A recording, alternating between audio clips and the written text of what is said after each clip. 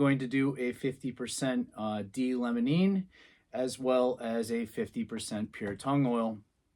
And the reason I start with the 50% is because walnut in itself is quite hard and the pores on these are very tight. So the D-Lemonene is going to help get deeper into the grain and give me a deeper, darker finish. So I just chose a piece here for a quick series, and I'm just going to put a little bit on a rag.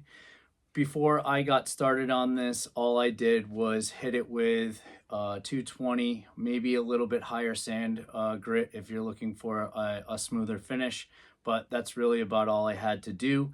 Then I wiped it down really good with a rag just to make sure there's no dirt and anything else that's sitting on top that might interfere with the oil. And you can see it's kind of a light color right now, but almost in an immediate way, you get a chance to see how dark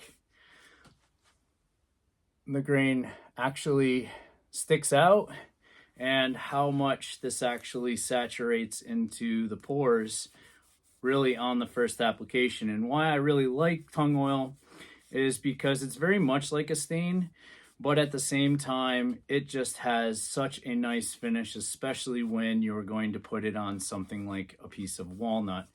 And I think this is really going to make my piece look really, really nice when I'm all done.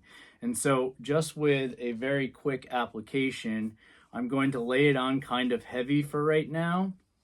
And once that I see that it's kind of soaked into all the spots on the wood, I'm then going to just set this down here, let it sit with this heavy coat on here for about an hour. And then I'm going to come back with a dry rag and then just clean it up a little bit more.